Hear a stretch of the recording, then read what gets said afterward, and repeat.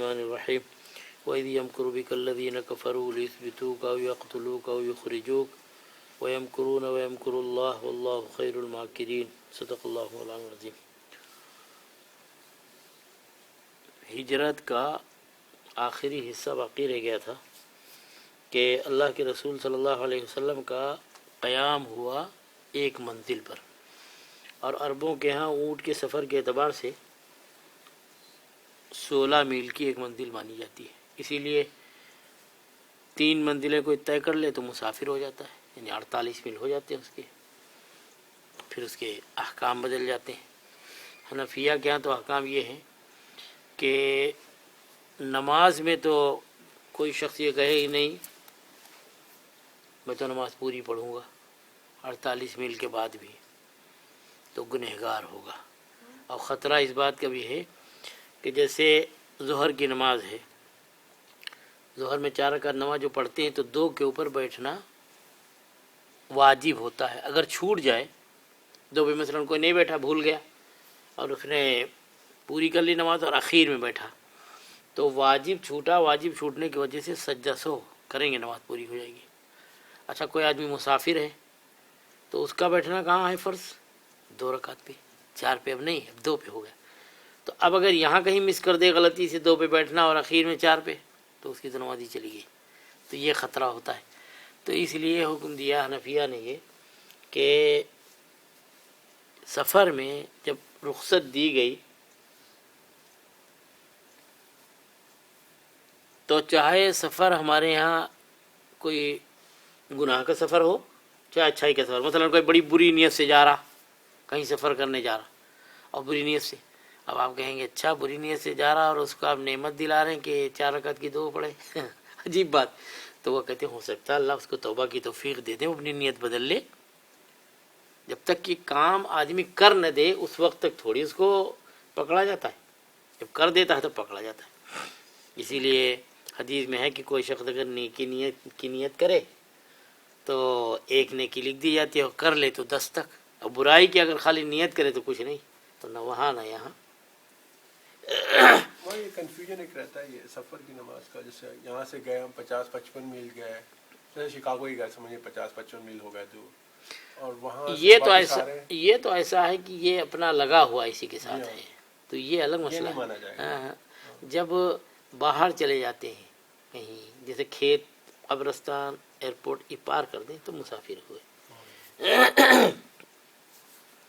امام شافعی رحمۃ اللہ علیہ کے ہاں البتہ روزے میں ہمارا ڈھیل ہے، روزے میں ڈھیل یہ ہے کہ اگر کوئی آدمی مسافر ہے اور وہ سوچتا ہے کہ ہم بعد میں اکیلے روزے رکھیں گے اور پریشانی ہوگی، اب لوگ رکھ رہے ہیں ہم بھی رکھ لیں اس کے ساتھ، اور سفر میں ہے روزہ رکھ رہا، روزہ ہو جائے گا۔ نماز البتہ نماز میں گنہگار ہوگا، نماز میں خطرہ ہے، روزے میں خطرہ نہیں۔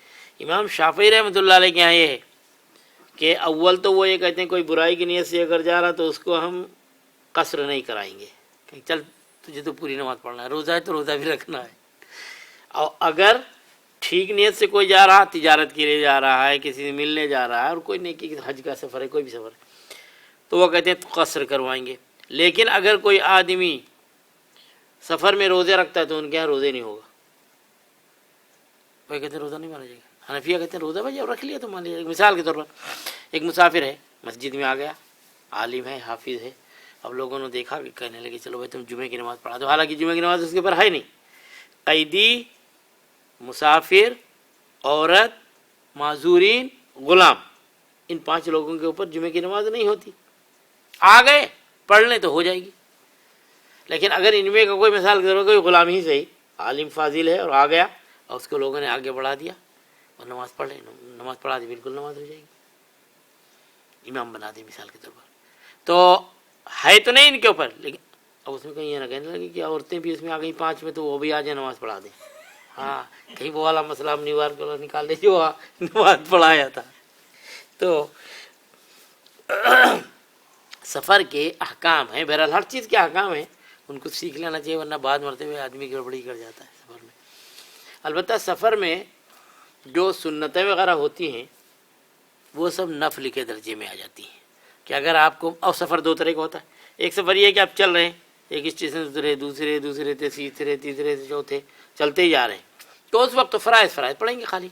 اور دوسری شکل یہ ہے کہ آپ یہاں سے نیو یارک گئے اور ٹھہرے ہیں 5 دن کے لیے 6 دن کے لیے, تو اب آپ کو کیا مصیبت آئی؟ کہتے ہیں اس وقت سنتیں پڑھ لینا چاہیے, اگرچہ نفلی ہیں, ضروری نہیں ہے, لیکن عادت برقرار رہنے کے لیے آدمی پڑھ لے, بہتر ہے اس کے لیے, ضروری نہیں مگر. تو اللہ کے رسول صلی اللہ علیہ وسلم کی ایک منزل ہوئی. اب اس کے بعد دوسری منزل کے لیے جیسی چلے تھے اور تھوڑے ہی آگے بڑھے تھے تو حضرت ابوبکر رضی اللہ عنہ پریشان ہو گئے. دیکھا حضرت وہ تو سراقہ آ رہا پیچھے, اور وہ 100 اونٹوں کے لالچ میں ابو جہل نے اعلان کر رکھا. حالانکہ سراقہ کو جب پتہ چلا, کسی نے جا کے بتایا کہ میں نے ساحلی علاقے میں 2 سائے دیکھے ہیں, تو یہ سمجھ گئے کہ راستہ بدل کے جا رہے ہیں اور ہیں وہی دونوں. تو یہ کون سا 14 دن ہو گیا ہجرت کا؟ ہجرت تو 3 دن تو وہیں ٹھہر گئے, جی. اب اس کے بعد چل رہے ہیں. تو 16 اس میں یہ نہیں دیکھتے کہ رات ہے یا دن ہے, بس وہ منزل 16 ہو جائے اس کی 16 میل کی. تو اور دوسرے وہاں تو جلدی بھی تھی کہ جتنی جلدی ہم نکل جائیں آبادی میں اپنے منہ پہنچ جائیں, خطرہ نہ ہو کہیں. تو سراقہ نے کیا کیا, اپنے غلام سے کہا پیچھے کے ڈور میں سواری تیار کرو. اچھا کیوں؟ کب صاحب تیار کرو, کہا ٹھیک. اور لوگوں سے کہہ دیا نہیں نہیں وہ کوئی دوسرے, وہ فلاں لوگ ابھی گئے ہیں یہاں سے, وہی لوگ ہیں, اور دل میں یہ ہے کہ مجھے جانا ہے ورنہ دوسرا نہ لے کوئی وہی نام. تو اس لیے اچھا نکلنے سے پہلے کیا ہوا, ان کے یہاں عربوں کے یہاں دستور تھا کہ ترکش میں تیر ہوتے تو ان میں کچھ لکھا ہوا کرتا تھا, جیسے فازہ لکھے کے اوپر فازہ کا مطلب کامیاب ہوگا, اور کہیں کے اوپر لکھا ہے رسبا ناکام ہوگا. تو یہ تیروں میں لکھا ہوا تھا, تو اس نے ترکش سے تیر نکالا, اس میں آیا رسبا کامیاب نہیں ہوگے, مگر اس کے باوجود وہ لالچ اس کو بار بار مہمیز کر رہا, ایڑ لگا رہا اس کے, اور وہ سواری میں بیٹھا پیچھے سے اور نکل لیا. اس کے بعد پھر چلنے سے پہلے ایک مرتبہ کہنے لگا لاؤ, گھوڑا ایک مرتبہ پھسلنے لگا, پھر دیکھا تو پھر وہی ناکام ہو گیا. تو وہاں پہنچ گیا. حضرت ابوبکر رضی اللہ عنہ نے حضور سے بتایا کہ اللہ کے رسول صلی اللہ علیہ وسلم سراقہ آ گیا, اور وہ تو تیر وغیرہ ساری چیزیں لیے ہے, خطرناک آدمی ہے. تو اللہ کے رسول صلی اللہ علیہ وسلم نے اس کے لیے بد دعا کی, دھن سے اس کے گھوڑے کے پیر ویر سب اندر, اور سینہ جا کے زمین سے کھٹ سے لگ گیا. اب اس کے بعد بڑا پریشان ہوا, تو چلایا زور سے کہ حضور معاف کر دیں اور ہم بالکل نہیں آئیں گے آپ کے پیچھے. حدیث میں ہے کہ اللہ کے رسول صلی اللہ علیہ وسلم نے دعا فرما دیا کہ بھئی اگر یہ جانا چاہ رہا تو اللہ تعالیٰ اس کو معاف کر دیا. چنانچہ گھوڑے کے جب پیر نکلے تو دھواں نکلا زمین سے, حدیث میں ہے. پھر مگر دوبارہ اس کو لالچ نے پھر دھکا دیا, پھر وہ آگے بڑھا, پھر دوبارہ آپ کی زیادہ دھس گیا. تو کہنے لگا آپ سچی توبہ کرتے ہیں بالکل, اور آپ کا ساتھ بھی دیں گے, اور کوئی اگر ادھر آئے گا تو ہم اس کو منع کریں گے, آپ ہم کو معاف کر دیں. تو حضور نے معاف فرما دیا کہ اللہ اگر اس کی نیت صحیح ہے تو اس کو معاف فرما دے. اور نیت صحیح تھی اس مرتبہ, تو اللہ نے پھر چھوڑ دیا اس کو. جانے لگا تو جاتے جاتے کہنے لگا اب ہم کو یقین ہوگا کہ آپ مکہ فتح کر لیں گے, اور آپ ہم کو ایک امان نامہ لکھ دیں کہ ہماری پھر پکڑ نہیں ہوگی اس وقت. تو حضور صلی اللہ علیہ وسلم نے عامر ابن فہیرہ رضی اللہ تعالیٰ عنہ آزاد کردہ حضرت ابوبکر رضی اللہ تعالیٰ عنہ غلام تھے, ان سے لکھوا دیا. چنانچہ چلے گئے. اب ہوا یہ قصہ, جب یہ جانے لگے تو حضور نے فرمایا یہاں آؤ, سراقہ تمہاری موت نہیں آئے گی اس وقت تک جب تک تم کسرا کے کنگن نہ پہنو. کسرا ایران؟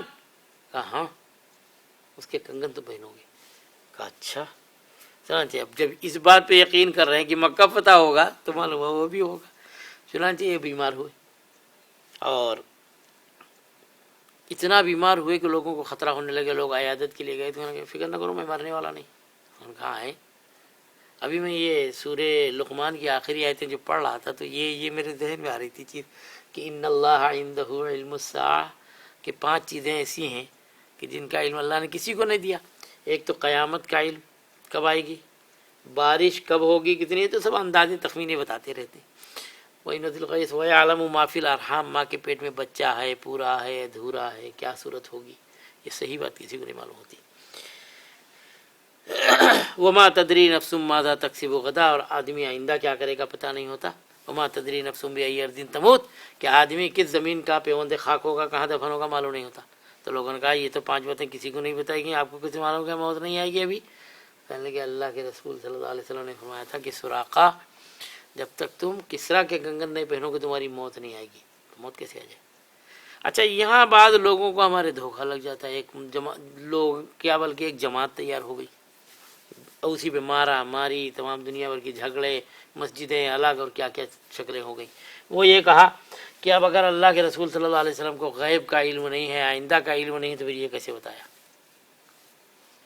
بھائی حضور صلی اللہ علیہ وسلم صاف صاف فرما رہے ہیں، سورہ کہف کے آخر میں ہے، قل، آپ ان سے بتا دیجئے، انما انا بشر مثلکم، میں تمہیں جیسا انسان ہوں، ہاں یوحا الیہ، وہی میرے اوپر نازل ہوتی، فرشتہ آتا ہے، وہ تمہارے پاس چیز نہیں ہوتی، اور اللہ تعالیٰ بعض چیزیں مجھے وقت سے پہلے بتا دیتے ہیں اور بعض چیزوں کا علم بالکل نہیں دیتے۔ مثال کے طور پر غزوہ احد کا معاملہ لے لیں آپ، کہ غزوہ احد میں اللہ کے رسول صلی اللہ علیہ وسلم کو اگر پتہ ہوتا کہ یہ معاملہ ہو جائے گا کہ میرے بھی دانت شہید ہوں گے، چچا کے ٹکڑے ہوں گے، کلیجہ چبایا جائے گا اور صحابہ 70 شہید ہوں گے، تو جان بوجھ کے ایسا کرتے؟ کیسے ہو سکتا؟ ابھی آپ کہتے ہیں علم ہے ہر چیز کا۔ اچھا اگر علم ہے ہر چیز کا قیامت تک کا، تو پھر جبریل علیہ السلام کس بات کی وحی لایا کرتے تھے؟ بھائی دیکھیے، مکے کے لوگ مدینے پہنچے، ابھی ہجرت نہیں ہوئی، اور جانے کے بعد کہنے لگے تم پڑھے لکھے لوگ ہو، اہل کتاب ہو، اور وہ نبی ہم کو پریشان کیے، ہمارے معبودوں کو غلط کہتے ہیں اور ہمارے علم کو پاگل پن کہتے ہیں، اور سبھی کچھ ہم تنگ آ گئے بالکل، ہم کو کوئی چیز ایسی بتاؤ کہ ہم ان سے جا کے پوچھیں بتا نہ سکے وہ۔ اب پھر ہم کہیں ہاں اب دیکھو پھنسے، تو ان لوگوں نے 3 سوال بتا دیے، کہنے لگے جاؤ پوچھنا، لیکن ایک بات ہے، اگر جواب دے دیں تو پھر وہ نبی ہے، نبی کے علاوہ کوئی جواب نہیں دے پائے گا، تو پھر ایمان لے آنا۔ ٹھیک، روح کیا چیز ہوتی ہے، ذوالقرنین کون ہے، اور وہ نوجوان کون تھے جنہوں نے لمبا چوڑا سفر کیا اور پھر وہ کہاں چلے گئے، ان کا کیا قصہ ہے؟ اور انہوں نے کہہ دیا 2 کے تو جواب دیں گے تفصیلی اور 1 کا جواب ہی نہیں دیں گے، یہ بھی بتا دیا یہودیوں نے۔ چنانچہ آئے اور آنے کے بعد انہوں نے پوچھ دیا تو اس نے فرمایا اچھا کل بتا دیں گے، اور اسی امید پہ کہ وہی آئے گی اللہ کی طرف سے، ہم بتا دیں گے، لیکن وہ لب و لہجہ جو ہے کہ کل بتا دیں گے بغیر انشاءاللہ کی نکل گئی بات، اللہ نے وہیں کے اوپر گرفت کر لی، فرمایا نہیں۔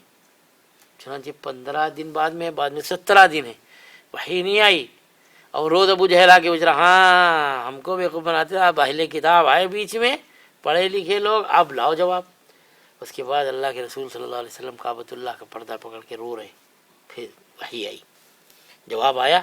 تو دیکھیں پہلے کا تو یسألونک عن الروح، اس کا جواب کیا ہے؟ صرف اتنے جواب، قل الروح من امر ربی، اللہ کا حکم ہے، بس ختم، کوئی تفصیل نہیں اس کی۔ البتہ ان دونوں کی دیکھیے تفصیل ہے، پوری سورہ کہف ہے، تو نوجوان یہ تھے، ذوالقرنین یہ تھے۔ اب تو اس سے پتہ یہ چلا کہ اللہ تعالیٰ کی طرف سے علم آتا ہے، بعض چیزوں کا علم اللہ تعالیٰ بعد میں روک لیتے، نہیں بتاتے، ضروری نہیں کہ تفصیل دے دیں، اور اگر تفصیل پوری کی پوری دے دی جائے تو پھر وہی کس بات کی آئے گی؟ جبریل علیہ السلام کیا لے کے آئیں گے؟ یہاں دھوکہ کھا گئے لوگ، اب ہمارے محبت کے اب آگے بڑھا دیا اللہ کے رسول صلی اللہ علیہ وسلم کو، بالکل اللہ کے علم سے لے جا کے ملا دیا جا کے۔ تو اگر علم غیب، ایک تو غیب کا مطلب یہ ہوا کہ ساری مخلوق سے زیادہ علم، بالکل صحیح، اس میں کوئی آدمی شک کرے تو کافر ہو جائے گا کہ ساری مخلوق سے زیادہ علم، لیکن یہ کہ جتنا اللہ کو علم ہے اتنے حضور صلی اللہ علیہ وسلم کو علم ہو، یہ تو پھر گڑبڑی ہو جائے گی، ہماری نمازیں روزے غارت ہونے لگیں گے اگر ایسا عقیدہ رکھ دیں۔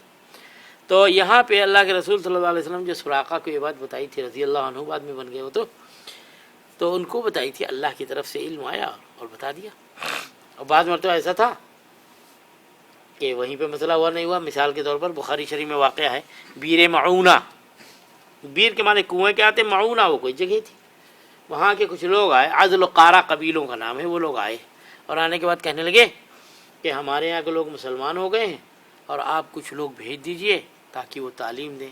تو حدیث میں ہے کہ حضور صلی اللہ علیہ وسلم نے 60 لوگوں کو، یہ مختلف روایتیں ہیں لیکن بہرحال سب حافظ تھے، سب حافظ قرآن، حضور صلی اللہ علیہ وسلم نے بھیج دیا، اور یہ دھوکہ دے کے لے جا رہے تھے۔ اب اللہ کے رسول صلی اللہ علیہ وسلم کو اگر علم ہوتا، پتہ ہوتا کہ یہ دھوکہ دے رہے ہیں، تو بھلا کیسے اپنے ساتھیوں کو بھیج دیتے وہاں ذبح ہونے کے لیے، شہید ہونے کے لیے؟ تو اللہ کے رسول صلی اللہ علیہ وسلم بھیجا، انہوں نے جا کے وہاں غداری کی، ایک کنویں پہ جب یہ ٹھہرے تو چاروں طرف سے دشمن آ گئے اور ان کو سب کو شہید کر دیا۔ پھر چنانچہ علامہ وہی دے تو مطلب بتانا چاہا تو بتا سکتے بالکل بالکل وہ تو ہاں یہ تھوڑی کہیں گے کہ سورہ کہف میں عزیر علیہ السلام کا جو قصہ ہے خضر علیہ السلام کا ہوں، موسیٰ علیہ السلام کے ساتھ سفر میں تو ان کو تو معلوم تھا بچہ بڑا ہوگا وہ کرے گا وہ کشتی کا یہ سب مطلب ان کو اللہ میں علم دیا تھا ہاں ان کو اندر کا علم تھا وہ موسیٰ علیہ السلام کو نہیں. تو یہی تو کہتے ہیں اللہ جب چاہتے ہیں تو کسی کو باریک بات بتا دیتے ہیں اور نہیں تو جیسے یعقوب علیہ السلام ہے دیکھیے یوسف علیہ السلام 3 دن کنویں میں پڑے رہے روتے رہے یعقوب علیہ السلام وہیں ہیں اسی شہر میں ہیں اب پتہ ہی نہیں چلا اور جب مصر سے کرتا چل رہا تو یوسف علیہ السلام کیا کہہ اور یعقوب علیہ السلام کہے انی لا اجد ریح یوسف لولا ان تفندون اگر تم مجھے سٹھیایا ہوا نہ کہو تو ایک بات کہوں تو بیٹوں نے پوچھا کہیے نابینا بھی ہو گئے تھے کہنے لگے یوسف کی خوشبو آ رہی زمانہ ہو گیا یوسف مر چکے ختم ہو گئے آپ کو خوشبو آ رہی ہے ابھی تک انہوں نے کہا میں نے تو پہلے کہا تھا لولا ان تفندون تم ہم کو سٹھیایا ہوا کہو گے اور حالانکہ جب کرتایا فلما ان جاء البشیر القاہ علی وجہہ فرتد بصیرا کہ جس وقت کرتا ڈالا گیا تو بینائی آ گئی اور کہنے لگے میں نے نہیں کہا تھا تم سے. تو اس کو شیخ سعدی نقل کر رہے ہیں گہے برتار میں اعلیٰ نشینم گہے بر پشت پائے خود نبینم کبھی پیر کے نیچے کی چیز ہم کو علم نہیں ہوتی ہم کو پتہ نہیں ہوتا اور کبھی 7 آسمان کے اوپر کی باتیں کرتے ہیں. اللہ کے دین کی بات ہے اللہ تعالیٰ جب چاہتے ہیں تو دے دیتے ہیں اس طرح. تو یہ جو غیب کا مسئلہ لا کے خام خواہ جھگڑتے ہیں ایک سمجھنے کا فرق ہے صرف یہ بھائی یہ تو ہے کہ اللہ تعالیٰ نے سب سے زیادہ حضور صلی اللہ علیہ وسلم کو علم دیا ساری مخلوق سے زیادہ لیکن رہا یہ کہ ہم حضور کے علم کو اللہ کے علم کے برابر کر دیں یہاں شرک کر دیا ہم نے گڑبڑی کر دی. اللہ من کرنے کی توفیق عطا فرمائے. سبحان اللہ بحمدہ سبحانک اللہم وبحمدک نشہد ان لا الہ الا انت نستغفرک ونتوب الیک. کنگن کا جو مسئلہ ہے کنگن پہنیں گے تو کنگن